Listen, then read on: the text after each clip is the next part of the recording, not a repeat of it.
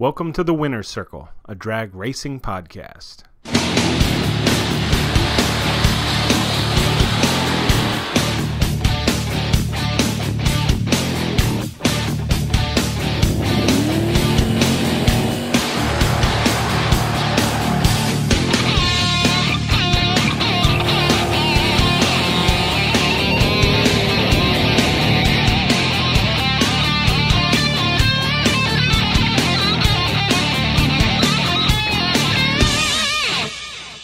I'm your host, Leroy Lease. Our goal is to help you win more rounds at the track by sharing tips and tricks. This is episode 5, brought to you by DragTracker.com, an online logbook serving the racing community through tools and technology. For this episode, we're going to cover 5 ways you can protect your racing operation. But before we dig in, I want to encourage you to check us out at DragTracker.com. On the right side of the website is a voicemail link. If you click that link, you can leave me a voicemail and share stories or questions for a future topic on the show. Also, to leave a comment about this episode, go to dragtracker.com/podcast and click on episode 5. There you'll find a transcript with links and notes from the show. We put out a YouTube version of each podcast, so if you want to leave a comment, feel free to do that there. That's youtube.com/dragtracker. We also just launched a new video podcast. It's the same videos that show up on YouTube, but if you want to get them on your iPhone or iPad or iPod, you can subscribe to that through iTunes. Just do a search in iTunes for Drag Racing Podcast, and you'll see our audio and our new video feed. While you're searching for Drag Racing Podcast, if you could leave a rating for us, wouldn't mind if it was 5 stars with a positive review. If this is helping you out, it'll help us reach other people because we'll move up in the search results and get better rankings. And anyway, if there's anything you think we can do to improve, I encourage you to send us an email, podcast@DragTracker.com.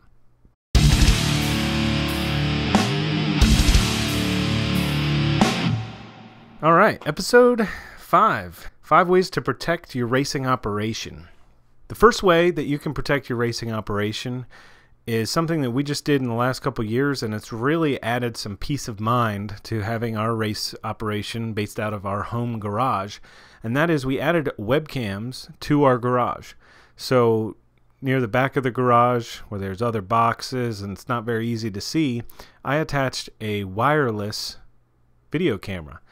And what's cool about that is it sits on my wireless network.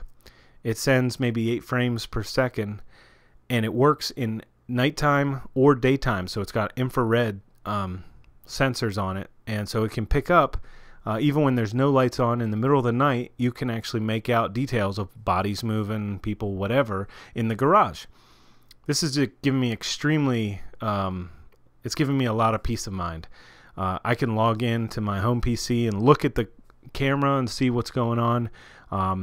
If I ever had any question about whether or not somebody left the garage door open, I just pop on, check the webcam, all set. So there's lots of options for doing this. I just bought a camera off of newegg.com. They had a lot of options. I want to say this camera was like $60.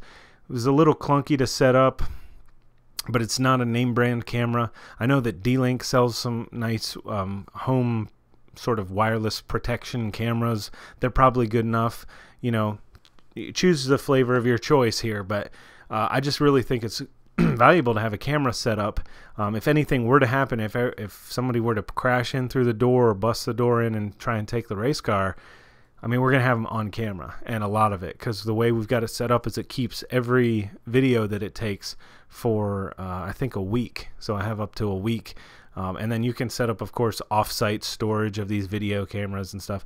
Probably wouldn't be bad if you didn't want to invest in a camera, but if you were a hunter and you had one of those hunting cameras during the off-season, if you set it up in your garage, that might be helpful just to take a picture every time somebody comes in, and that way you're sure you're capturing that in case anything negative were to happen.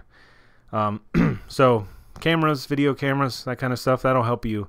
It helps you solve the crime should a crime occur. Another thing I would recommend to help protect your racing operation, so number 2, is fire extinguishers.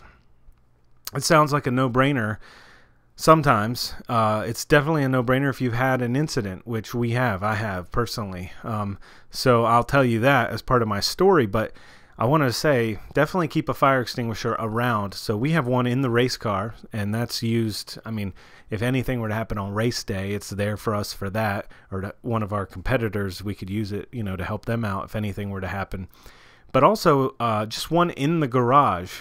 I feel like that adds a level of peace that if you were in the car, let's say running it, and you didn't notice that something caught fire under the car, if you've got a crew guy there, your spouse or a buddy, a kid, one of your kids around, they could help put the fire out before you even saw it happening.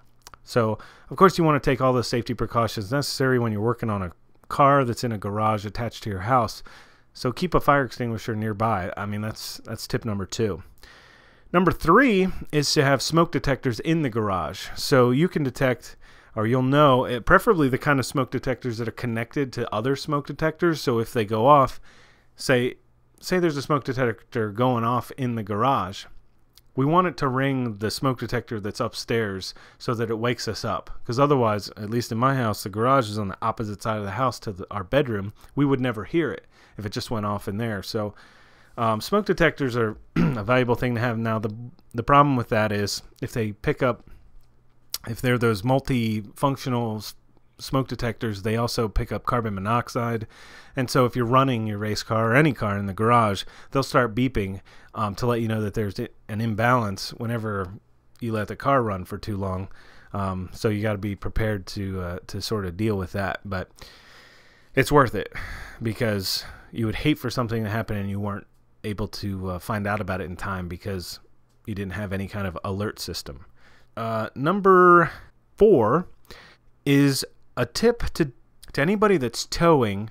All right, so this is about protecting the whole operation. The first 3 were about protecting it inside the garage, that kind of thing. Number 4 is to protect your these assets that you're driving, carrying down the road, tooling down the road. And that is, and I've seen a lot of people do this, I don't know why they don't do it. And if anybody has a reason why you wouldn't do this or why you should do this, let me know. But here's the thing. Whenever you're connecting the trailer to the ball, the hitch of the truck, I've seen people keep the chains straight. And so what I mean is they'll wrap a chain around the tongue of the trailer and then they'll just hook them up to the little eyelets that are on the truck next to the ball. And they keep them straight. And I always thought, why would they keep them straight? Because I don't know what it's going to protect. If the trailer were to become detached, the tongue runs the risk of digging into the ground now and catching and, I mean, frankly, causing an accident, a pretty dramatic one. What you want to do is cross the chains, okay? So if you got your chain is wrapped around the tongue and then it's coming up, go under the neck and go to the opposite eyelet for each one, so they go in a cross pattern. And the whole reason you do that is so if it were to become detached, that those chains act as a cradle. Yeah, so as it gets tight, as the trailer were to drift back, those chains come up, and if they're crossed, the tongue should hang right in the middle of it instead of digging down into the ground. So it's all about safety. It's all about keeping the tongue from causing a problem once it becomes detached. But you always want to cross the chains. I can't think of any reason why you wouldn't. So I'm curious if anybody has a reason why not to cross the chains. Let us know, because here I am, giving out this information. I really think it seems like a slam dunk that you would always want to cross them. So anyway, let me know. But that's something to keep in mind. Also, along the same lines, as far as protecting your rig, this is like tip number 4.5. You're going to want to make sure your truck or your tow vehicle is running in the right gear. And so a lot of times that means taking it out of overdrive. I drive a Chevy Silverado. I have to make sure I'm out of overdrive and in, it's third gear for me. It runs higher RPM, but it protects the transmission. The transmission isn't made to handle that kind of the sort of ebb and flow, the back and forth movement of the trailer. And I've heard of people losing transmissions on long tows because they just forgot. So, that's sort of 4.5. Make sure you've got your chains crossed and your truck, as you're towing, is out of overdrive. A lot of times you can just click on the shifter. It's got a little button. I remember driving a Ford pickup that was like that. Had a little button. You just press it to take it out of overdrive. But on a Chevy, you actually change the gear. And then number 5, and I got this in an email a couple of months ago, and I honestly can't find the email. I don't remember where exactly, who said this, who recommended it. I would love to give them credit. If anybody remembers, post it in the comments. But it's like this, and this is about an enclosed trailer. And the caveat here is I've never had an enclosed trailer, so this is just something I read, and I made a note of it because I was like, wow, people need to know about this all over the place. But the tip is this. Whenever you're driving an enclosed, whenever your rig is an enclosed trailer, you run the risk that if it were to get stolen, that it looks like every other enclosed trailer out there. So what can you do to help protect yourself? Paint something unique on the top of your enclosed trailer. You don't have to use paint. You could probably use red duct tape from Walmart, something. Make a big X on it. Make it look like it's a candy cane. Something that makes it uniquely identifiable. If a police helicopter were to look down and see in a sea of trailers and trucks driving down the interstate, if they were to see this particular one, that it would stand out to them. So you could put anything on there. You could put the last 4 digits of your social security number if you wanted. Or, you know, I mean, I don't recommend something like that by any means, but something that makes it look unique, makes it stand out.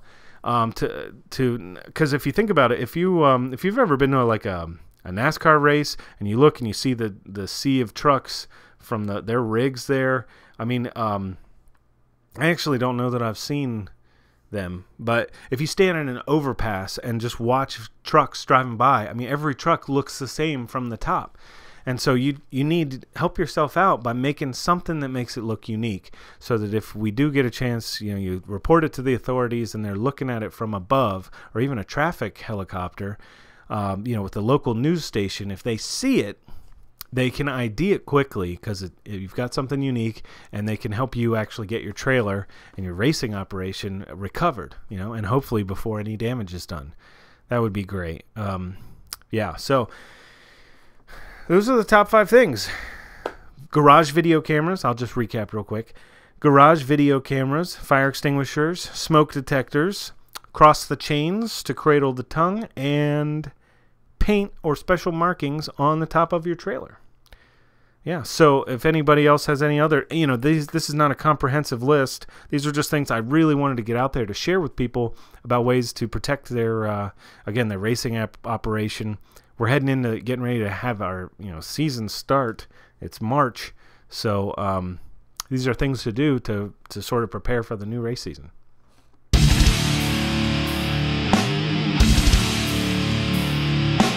So I wanted to do something a little different for the 5th episode. I was trying to figure out some kind of cool segment that we can have each episode, and I don't know if I'm going to have this for every episode, but at least I have one for this time. It's called Pit Etiquette. So there are things you can do while you're in the pits, waiting between rounds, between time trials. There are things you can do that are nice. There are things you can do that are kind of rude. I'll bet everybody's got experiences of things that they thought were particularly rude, or they've maybe parked next to somebody who was particularly gracious. And so I'd love to hear any stories anybody's got. Leave us a voicemail on the site, or send them over to podcasts@DragTracker.com. But meanwhile, I thought of the first one that I would sort of bring up is pit etiquette of, you know, this is something that not everybody thinks of. And as a driver of a race car, when I'm coming back after making my run, coming down the return road, and I get back into the pits, I've got my time slip, I'm kind of looking at it. When there are people crowding into where the only place I can drive, which is down through the middle of the pits, when people are crowding that area, or, you know, they're in the way, and I've got a car that's overheating. I mean, my car, I don't know about everybody else's car, but by the time I'm coming back, it's hot. I'm ready to turn it off as soon as I possibly can. And if there are a lot of people in the way, it just makes it difficult. I'm not trying to complain. I love having people there. If we don't have spectators, we don't have a race. So I'm definitely not, I'm not saying that it's a problem, but I want people to know, if you're a spectator and you see a car coming, Of course, you're the pedestrian. You're supposed to have the right of way, but just know that that guy's got a car that's probably getting hot, and he would love to be able to turn it off. So if you could just scoot out of the way, give them space so they can drive back to their pit, and you know, they're the entertainment anyway. Just move along out of the way. It's not a huge deal. Like I said, I don't get angry at anybody if they're kind of plodding along in the middle of the pits while I'm trying to drive my race car back to my pit. But it's kind of an etiquette thing. You know, yes, you're a pedestrian. Yes, we're not going to hit you. We don't mean to. if you know, certainly we're looking at a time slip. We're kind of preoccupied. We just got done racing, but we're not going to try to hit you. It's just an etiquette thing. Again, not a huge deal. But I've seen it happen enough, you know, and a lot of times it's harmless. They're just either not paying attention, they didn't hear. So, something to think about, pit etiquette. I'd love to hear any, this seems like one of those topics where people could have ideas about pit etiquette that, you know, that have to do with running generators, you know, that are really loud and right next to people and, you know, letting, I don't know. It could be anything. So, send your stories over.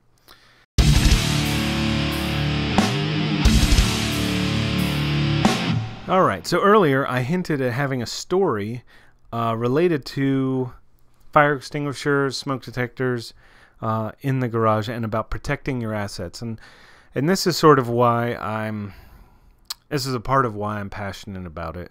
You know, I've had friends, racers, who've had their equipment stolen, and I actually read a story on a forum about a guy who had a fire in his car, in his garage, and was able to get the car about halfway out, and it burned about half his garage, half his house. You know, the car was ruined.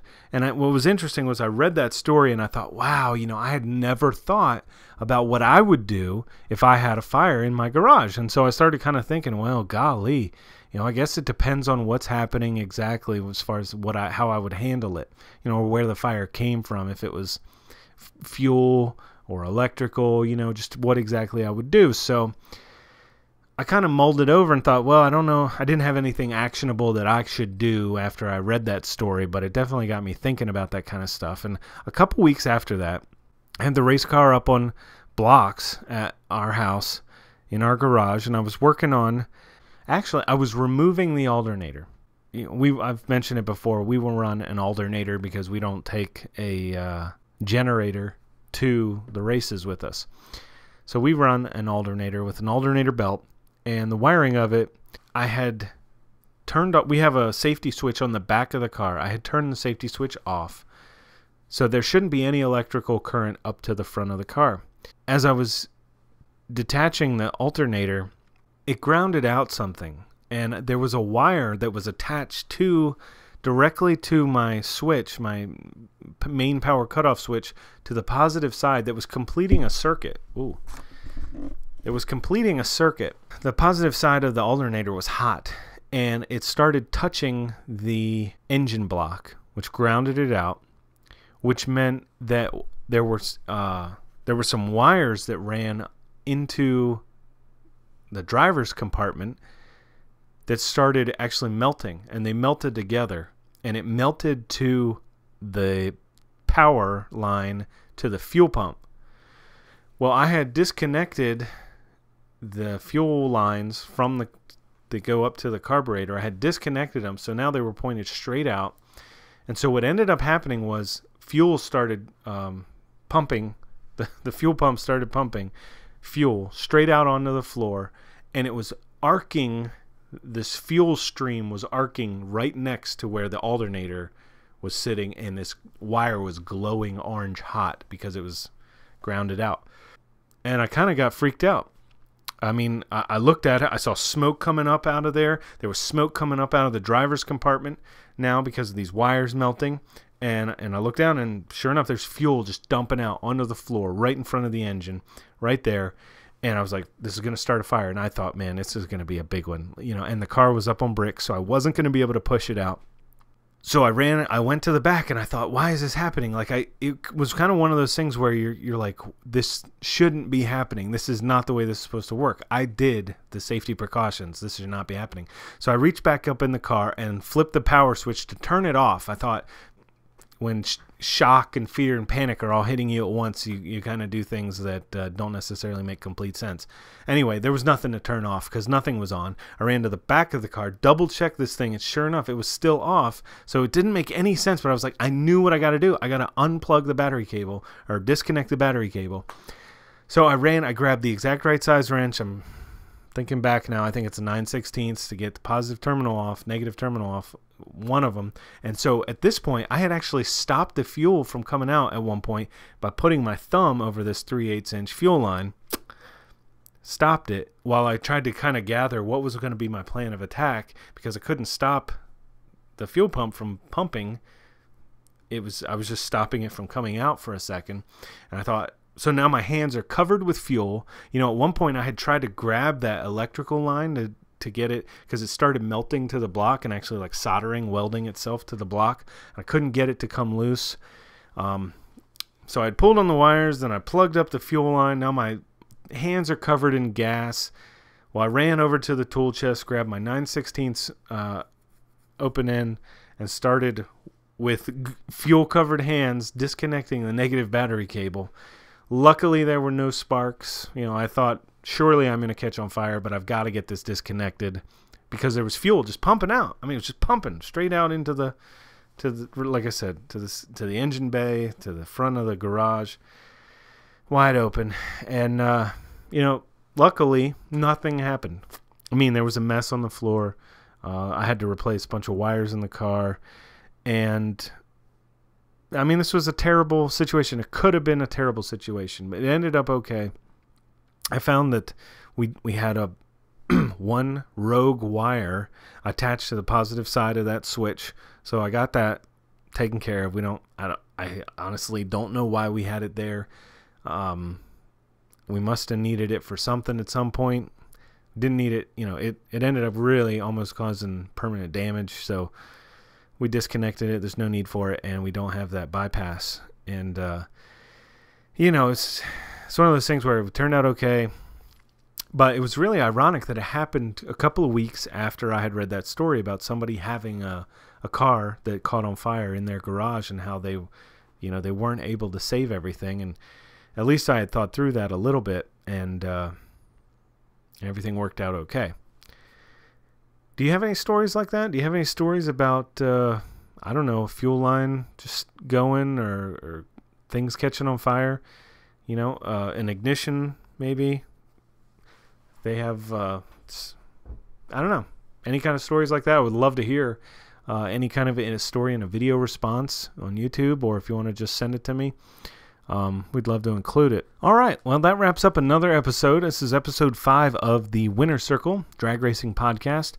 There's a couple of things, a couple of quick notes. I already told you about the video podcast that got approved on iTunes. That's exciting.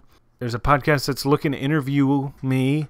I'll let you know more details about that as we get closer and actually publish it. Yeah, what else is going on? The start of the race season doesn't happen here in Tennessee for another couple weeks. I know people are racing in Florida. Yeah. Oh, I wanted to mention the IHRA is going to be televised on MAV TV. A couple of races this season. I think they're doing some kind of series. It looks to be like they're going to add some drama to it. So I don't know if they're going to follow racers and sort of make up stories, kind of like they do with the old Duck Dynasty, one of my favorites, but clearly well produced. And so it'll be interesting to see what happens with the IHRA, but I'm excited to see him back on TV.